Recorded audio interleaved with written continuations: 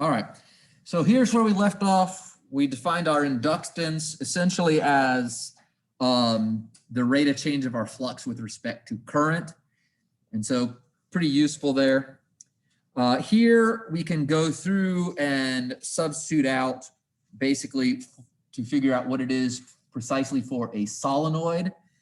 And so that's what we got there, just based on what the flux through a solenoid would be. And you can get that result right there. The little n there in the second version is just your number of turns per unit length. It's in, well, I should say it's, yeah, it is. It's n squared. So in other words, n equals n over L, in which case we have n squared equals n squared over L squared. So we have to add this extra L there to cancel out because we only had one L there. Yeah. It says it in the upper corner. Okay. So that's where that comes from. That's your turns per unit length. Okay. And that's the basic way you make an inductor, is just with that little coil. Here's a nice little circuit we see. I believe I talked about this already. Yeah. So when you first close it, the inductor resists any current flowing through it. And then it starts to die off because it gets used to the flux. And so it stops acting like a resistor and starts acting like a short. Just a plain old path, like a wire, like there's absolutely nothing there. So it kind of does the opposite of what a capacitor does, whereas a capacitor starts off and just lets all the current flow through it that it wants. And then as it charges up, it starts resisting current.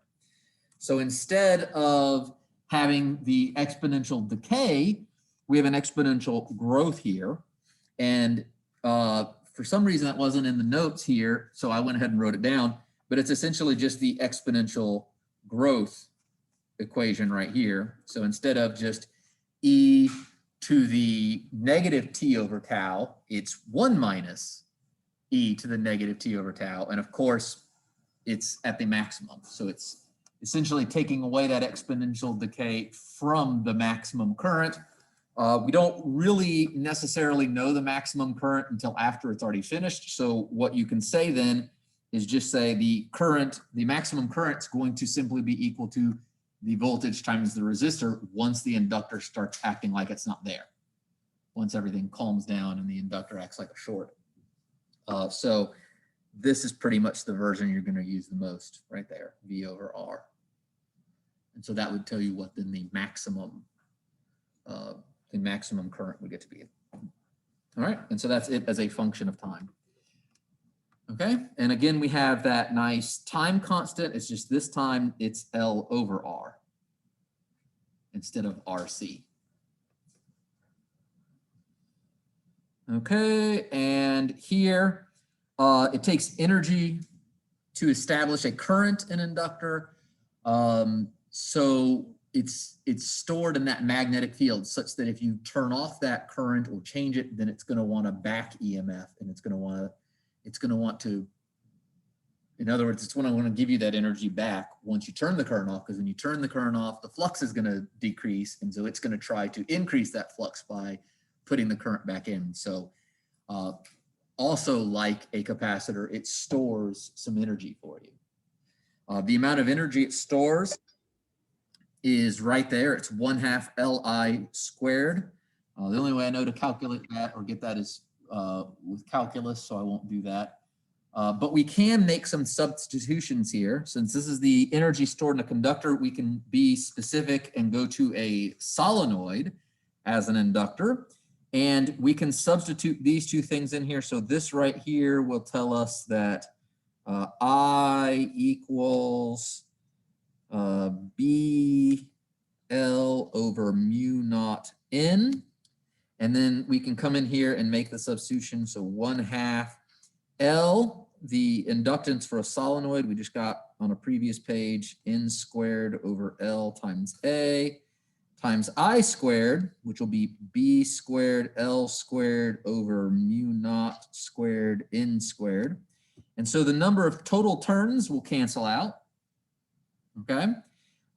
L squared over L just leaves us with an L, and mu naught over mu naught squared just leaves us with a 1 over mu naught. So we end up with 1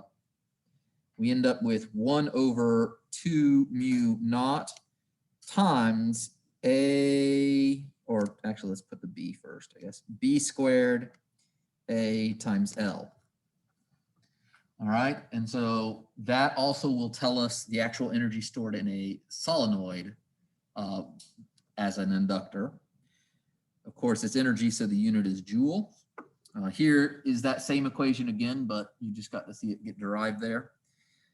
If you divide this by the total volume of the solenoid, you can get the energy density.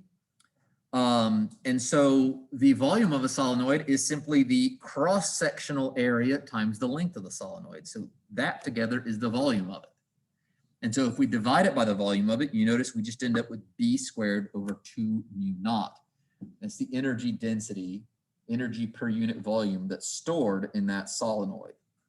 And notice here, this says this result is good for any magnetic field. So we actually have energy stored in magnetic fields. Okay, it's just not, we're just not going to do work from it. Okay. Next, transformers. We can take advantage of this inductance idea to basically change the voltage or the current that's going through something. We can transform it. So you can take something that has a bunch of coils and produce a lot of flux from it and send it through something with a fewer number of coils, and therefore you're going to have a different kind of flux going through it and get a different voltage that's going through it. Or you can do vice versa. You know, have different numbers of coils. It's going to change how much flux is going from each. Now, a couple of things you can do here. You can put the coils like one inside the other so that they match up really well. I mean, obviously, if I separate the coils by a big distance, then the flux coming from this one, there's going to be a lot of it lost from that distance, that separation. The closer I get them, the better. So you could put like one coil inside the other coil to maximize it, or you can do what they have here, where they have this iron core that will magnetize and therefore conduct that flux over to the other coil very efficiently. In fact, pretty much close to being the flux in one is the same as through the other because of that. All right, and so you'll have a number of turns in your primary circuit. That's what's going to be where your original current is, and then you will have your number of turns in your secondary coil, which is the voltage you're going to get out of it. Sometimes you use one-to-one transformers. I think those are called ballasts, and they're used to usually like to turn on lights and get a big voltage start there. You use step-up transformers if you're the power company, because current, when it goes through something, creates a lot of heat. There's a lot of friction from the electrons moving through it, so it creates a lot of heat. So when they send power to your house, they don't want to send a lot of current, because the current will waste a lot of energy through heat. Okay, because heat you can basically think of as dissipated or wasted energy, right? It's work that is lost. So what they do is they use a step-up transformer where they ramp that voltage up really high. And by doing that, the power gets conserved, which means the current drops very low. So then they send a whole bunch of voltage down the wire to you and very little current. Then it gets to your neighborhood and there is a transformer there. Have you ever seen the transformers up on the poles? Like sometimes they blow and then the whole neighborhood goes out and everything. Like, then that is a step-down transformer that will drop the voltage back down to something usable in your house and brings the current back up. Now, I've talked before about voltage doesn't kill you, it's current. And I'm telling you now in the power lines that it's a really high voltage and a low current. I mean that relatively. There is still plenty of current going through those to kill you. So that doesn't mean, oh, it's just a high voltage, so I don't have to worry about it. High voltages, you know, yeah, it's not the voltage that kill you, but a lot of times what comes along with it is that it can push a lot of current. So you still have to be very careful if you're messing with something and you don't know it's current regulated. So don't go touch down power lines thinking, oh, it's high voltage, low current. No, it's relatively low current compared to what it is after the transformer and before the step up transformer. Okay. So this is a good thing to help us do that. Because they have the same flux through both of them, you can actually go through and use the flux equation and solve this out pretty easily. Everything's going to cancel but these terms. And so you will see then that the voltage and the ratio of the voltage in the primary to the secondary current is equal to the number of turns in the primary circuit to the secondary current, or secondary coil, sorry, saying current. So those two ratios will equal. All right, and so that's nice whenever it's a very efficient transformer, and you've got that, you've got this core here transmitting the flux from one to the other. All right, and so that's very useful in determining how many, if you want to step up the voltage, how many turns do you have to have? So if I have so many turns in the first one, how many turns do I have to put in the second one in order to get a certain desired voltage? So you have to be, you have to use this to help you find it. You can also then apply this to conservation of power. P equals VI. P equals VI, which means VPIP equals VSIS. And so this right here gives you this ratio right here. And you notice that the secondary current is on the top and the primary current is on the bottom, whereas the primary voltage is on the top and the secondary voltage is on the bottom. This is that indication that if you increase voltage, you are going to decrease current, right? So if these two things have to be equal to each other over here, if I step up the voltage, right? If I'm keeping power the same, maybe I shouldn't write it there. If I'm keeping power constant, right, equals constant, then if I step up the voltage, the current has to reduce, right? Say they're each 2. Well, if I suddenly make the voltage 4, then the current's going to drop to 1. All right, they're both 2. 2 times 2 is 4, and 4 times 1 is 2. So it's just making up numbers, pulling off the top of my head, but that's what's going to happen. You raise one, the other lowers, and vice versa.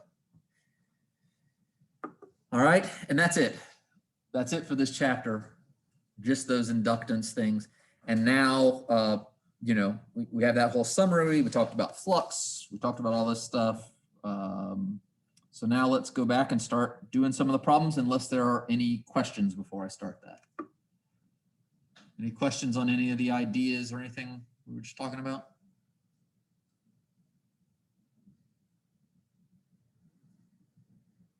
No? Okay. So let's go to the chapter 23 questions. Where did I stop last time? This one, was this the last one we did? Where we were squaring, by we, I mean Michael was squaring the 0.58. So then there's 23-4. The coil in a generator. Before we get going too much, chapter 24, I'm gonna only do the first 2 sections of it, okay? I was going to go in and edit and remove the homework, but some people already started working on it, which means the only thing I can do is delete it. I can't edit it anymore. If I delete it, then I was thinking about that, just saying, all right, no homework for chapter 24. What do y'all think? What? Whose opinion? That's you. Why? It's going to be covering stuff we're not going to cover. I can do that. Well, what I'll have to do.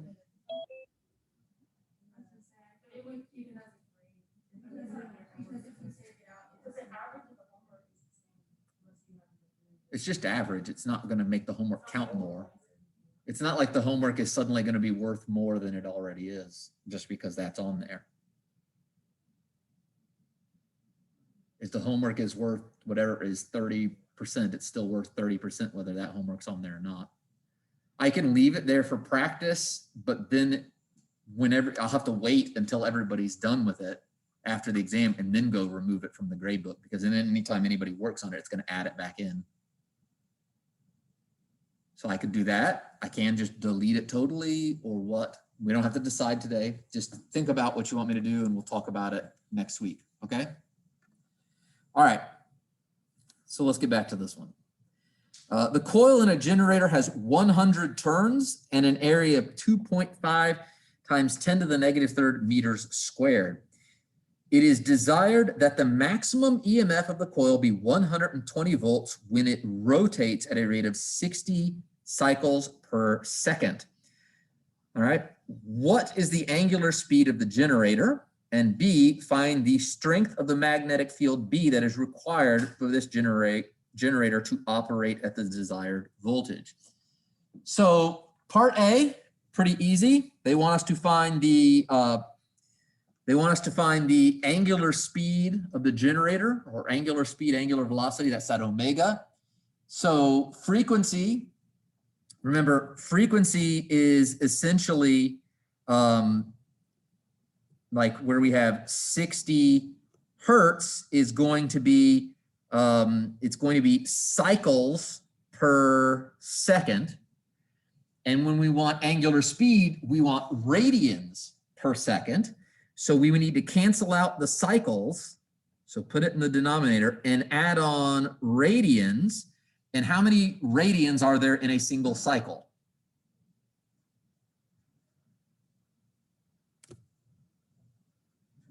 2 pi, thank you.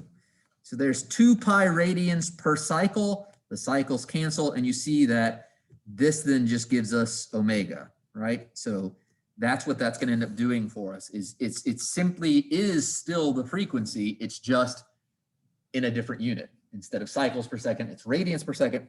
So in other words, to get to the angular speed, we just multiply the frequency by 2 pi. So omega equals 2 pi f. It's just a change of units. So it's 2 pi times 60, which is, I wrote 120 pi. Yeah. And then would there be units for that too? It's an assumed unit of radians per second. I guess I could have written that. Or just, it's still, radian, see, that's the thing about it. Cycles and radians are not actually units. So they're both still just per second. It's just one we call hertz because it's cycles per second and the other is radians per second. And we just say it's like 120, I guess we can put radians per second like that. But radians and cycles are not really units. They don't really have a dimension. Like radians are just a ratio, right? So they're dimensionless. All right. The next part says, find the magnetic field strength that we need for that to work. So our EMF in this is equal to N times the rate of change of the flux. That gives us N times, yeah, see, I did use it there. I knew I did. D, the rate of change of flux, which is D flux over dt. This becomes, the change of flux is BA times the cosine of theta. Well, the magnetic field and the area are not changing. They're constants, so I bring them out front. So all we really need is the rate of change of cosine of theta. And anybody who's taken calculus, we're really just doing the rate of change or the derivative of cosine of omega t with respect to t. And so when we do that, when we take the derivative of cosine, we get what? Sine, well, negative sign, but we're doing absolute value here. So it gives us a sine, and then you have to do the derivative of what's on the inside, the omega t, which just gives you the omega. So we end up with NBA omega sine omega t right there. And it's the maximum for that whenever the sine of omega t equals 1, because sine of omega t is just going to oscillate between, 1 and -1, right? So it's going to maximize at a value of 1. So I went ahead and said, all right, let's make this 1. And so it becomes NBA times omega. So our EMF, or our magnetic field will equal our EMF over N times A times omega. And so the EMF is 120 volts. We have 100 turns. We have a cross-sectional area of 2.5 times 10 to the negative third meters squared. And then we have 120 pi for the angular speed. The 120s cancel out. You have 100 times 2.5 times 10 to the negative third. So that's 1 over a quarter of pi, which is just 4 over pi, which is just about 1.27. All right. Any questions on that one? I think if you were going by the notes, if I remember correctly, this is just the equation given to you, but that's also how you can just come up with it. If you know how to take the derivative of stuff. Otherwise, I think that's probably where you'd start. Any questions on that one? Yeah. The good students that I'm here and proud of, any questions? Yes. So I was tracking with you until you got to like how the EMF equals NBA. Yeah. Derivative of cosine theta over derivative of time. So I guess my weak calculus foundation is kind of but so flux is BA cosine theta. Well, because we have multiple terms, it's the flux for each turn is BA cosine theta. There's n number of terms, so we have NBA cosine theta is the flux. okay. So for it to be change in flux, it would just be the change in all those variables? So yes, so I guess I could have written the step of n times the derivative d dt of BA cosine theta. But B and A are constants in this problem. Okay. So you can think of it one of two ways. They're constants, so you can magically bring them out front, or they are constants, so when you apply the product rule to them, the derivative of those constants are 0, and so therefore those terms will be 0, and you'll only be left with the derivative of cosine. Remember product rule? Derivative of the first times the second plus the derivative of the second times the first. And so those derivatives of the first ones here, those terms would be 0, and you'd end up only being left with BA times the derivative of cosine. That's technically what's happening. But constants can come out in front. They don't change, so.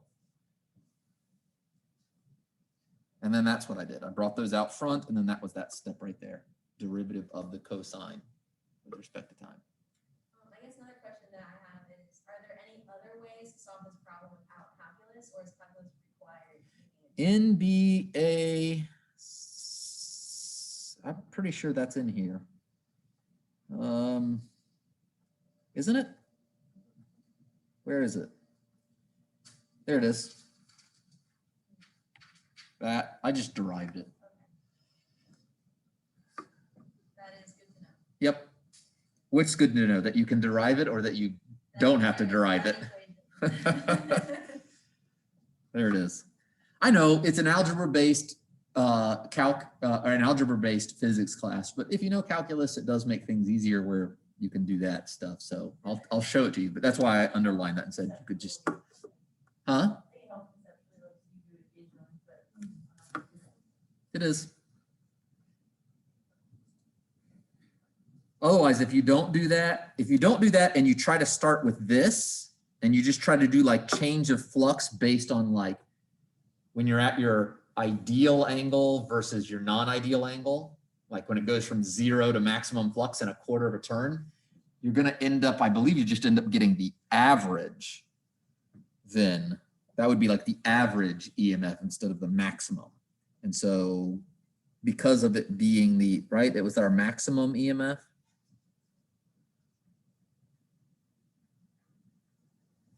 Yeah, so we couldn't even just average it. So it has to either be done with calculus like that or with the equation because of it being maximum and not average. Had they said average, you should have just been able to take what I put that red rectangle around and just said, all right, well, a quarter of a turn, it goes from 0 flux to maximum flux. How long does that take? And if there's 60 cycles per second, you can figure out the time that it takes for that and start going through and doing it that way. But that's not what was asked. Okay. So yes, algebra-based physics course, but not all the equations you're supposed to use can be derived from algebra. Okay. Next one. A 500 turn solenoid is 8 centimeters long. When the current in this solenoid is increased from 0 to 2.5 amps in 0.35 seconds, the magnitude of the induced EMF is 0.012 volts. Find A, the inductance, and B, the cross-sectional area of the solenoid. So you can see up there what all is given to us. They give us that EMF, the magnitude of it. They give us the length of the solenoid, the number of turns. They give us the initial current, the final current, and then the amount of time that occurs in. So our EMF is equal to L times the change in current over the change in time. That tells us that L equals our EMF times the change in time over change in I. And so I just plugged those in. I normally write that out. I guess I didn't, sorry. But I don't know why I didn't. I typed it in. But anyway, you can write those in. What is it? Epsilon was 0.012 volts times 0.35 seconds. And then the change in current is 2.5 amps minus 0 amps. There you go. And that should give you the 1.68 times 10 to the negative third henries there. The next part asks you to find the cross-sectional area of the solenoid. In this case, I went right back to the same thing, but this time I set it equal to N times the rate of change of flux. And so by doing this, I get that L times the change in I equals NAB. Now for a solenoid, the magnetic field is mu naught Ni over the length of the solenoid. We had that, I believe, in the last chapter. Is that right when we did that? And so you can take this, you can plug it in for B, and then you get Li equals Na mu naught N times I over L. The I's will cancel. Solve for A, you get A equals inductance times length over mu naught times N squared. Plug in all your numbers, get your answer. Was it? Oh, that one mu naught N I over L? Very important. I guess I must subconsciously, I think that's a very important thing, I guess. I kept picking them without realizing it. Oh, are they? Well, that's because I go through and I pick and I jump around and pick and then I randomly arrange them. So if you got a test where they were next to each other, that doesn't mean the other versions of the test had it next to each other, but oh, that's just bad luck, I guess. Okay, or good luck for y'all. I don't know. Is that bad luck or good luck?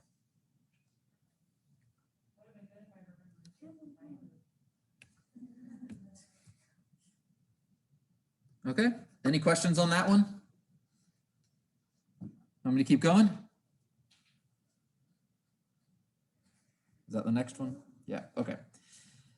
The inductance of a solenoid that is 5 centimeters long is 1.57 millihenries. If its cross-sectional area is 1 times 10 to the negative 4th meters squared, how many turns does the solenoid have? So up at the top, I wrote They gave us the length, 5 centimeters, the inductance, the area, and they're asking us for the number of turns. So inductance is equal to N times the rate of change of flux with respect to current. And so this becomes N times B times A, which is our flux, here over top of the change in current. The flux for this is mu naught Ni over L, then times A.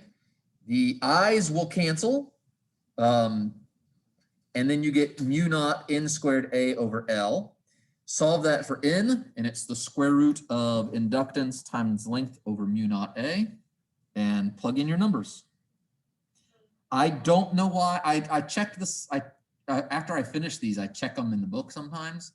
And I looked at this one in the book. They have 250. And the weird thing is, they have this exact thing written down, which I typed into the calculator multiple times, and I kept getting 790.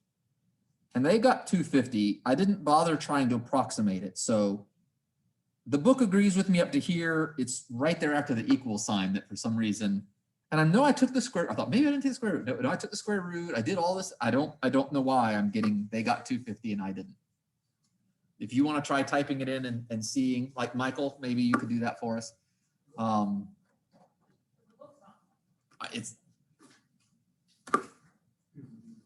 So feel free to double check. So I put, the book says it's 250. We agree up until that single moment, but I may have typed it in wrong. I've tried to check very carefully. So what is that, like 8 on the top divided by 4? That's like 2.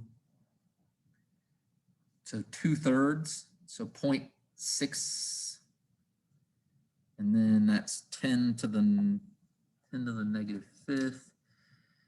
10 to the 11th, so that's 10 to the 6th, so 10 to the 3rd. So square root of 0.6 times 10 to the 6th, is that right?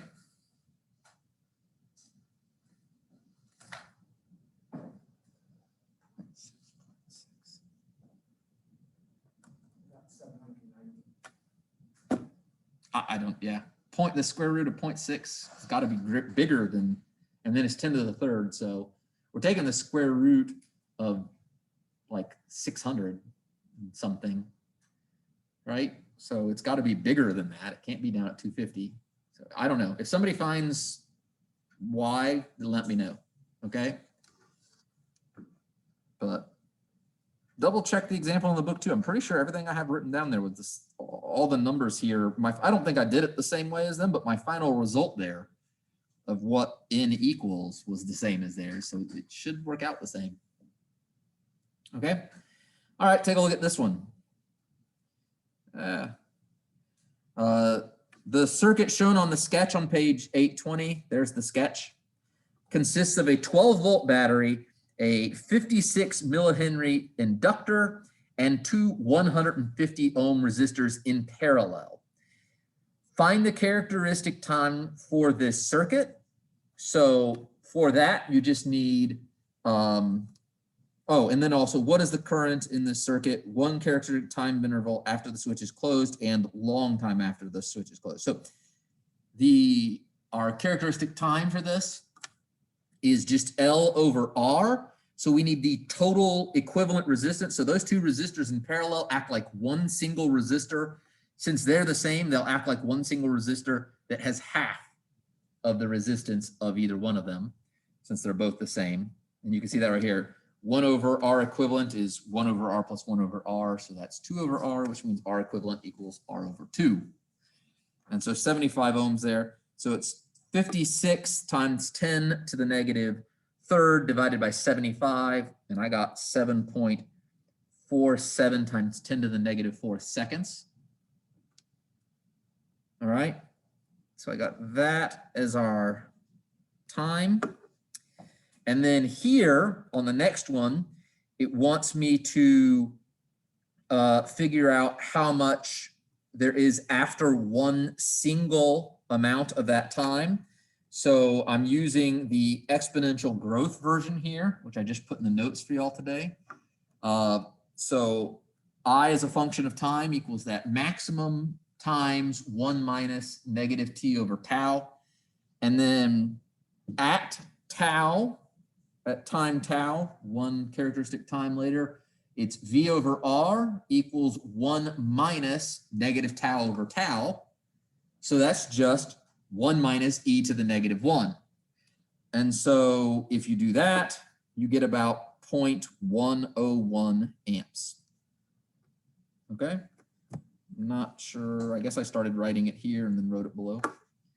So it's just 1 minus 1 over epsilon and then times your maximum current. Okay? That's 0.101. And then for the maximum current, well, it should just be this right there, right? Because what's going to happen is we're going to get to the point that tau, our time t, this little bit right up here, is going to get really big.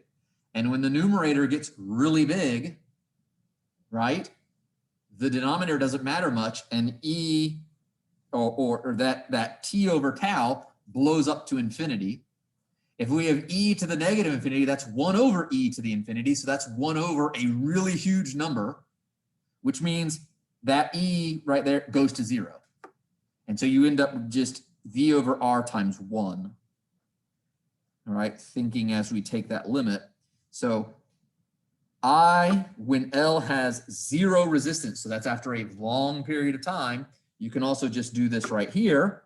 V equals IR, which is I equals V over R, which is the 12 over 75 ohms, which is exactly the 12 over 75 ohms. So either way you want to think about it will work. Ohm's law or, you know, taking the limit as t goes to infinity there.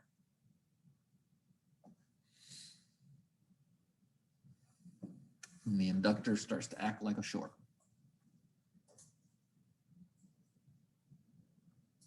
Any questions on this one?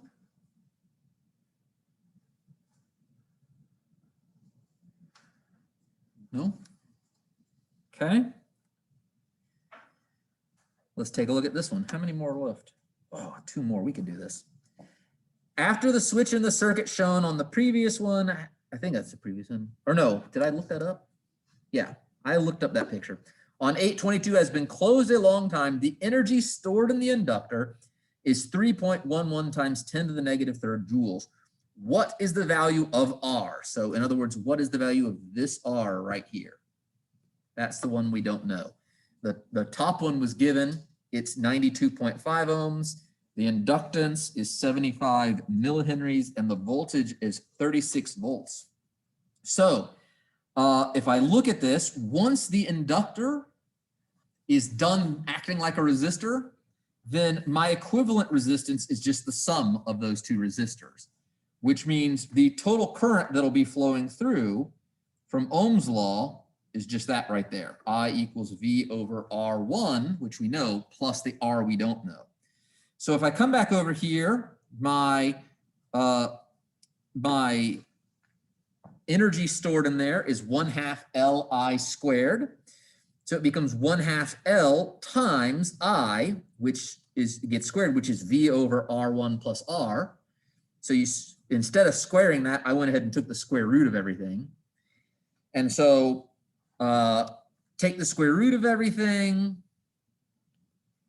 solve for R1 plus R. So multiply both sides by R1 plus R and divide both sides by the square root of U. And then subtract R1 from both sides and you get that. So then it's just a matter of plugging in numbers because we have the inductance, we have the energy stored, we have 2, and we have the 0.36 volt or the 36 volts, and then we have the 92.5 ohm thing. So plug those all in and 32.5 ohms.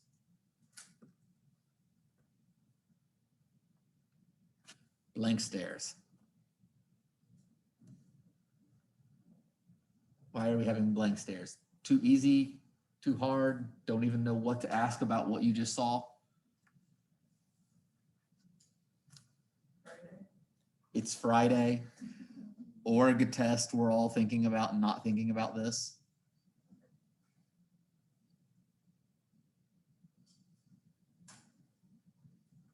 Okay, let's do the last one real quick.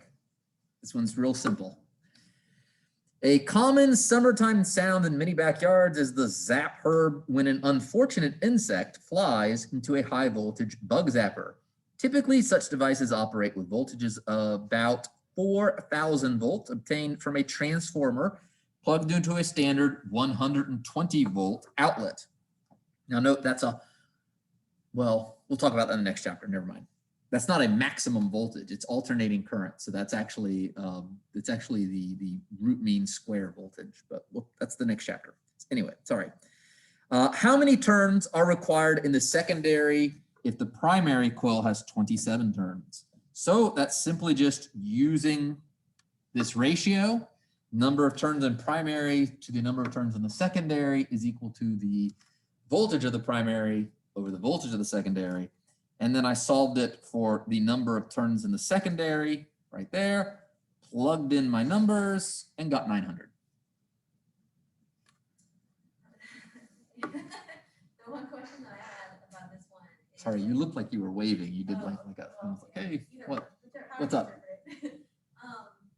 I was wondering how you identified the 120 volts as primary and then the 4,000 volts as secondary. Because we're taking the 120 as our input and the 4,000 is the output. So the primary is like the input and the secondary is the output. Yeah. Huh? It is common.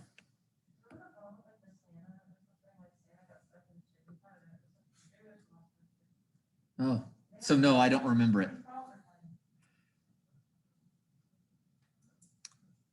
What was one I saw?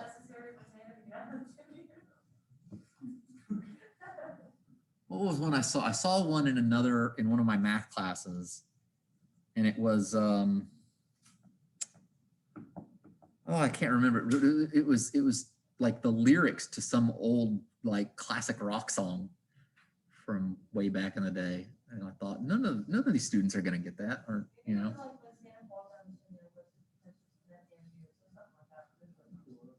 So, got to figure that out. Good old St. Nicholas, right? All right. Any questions? I'm glad we got the St. Nick conversation on the end of the recording. So everybody enjoy that. I'm gonna turn this off.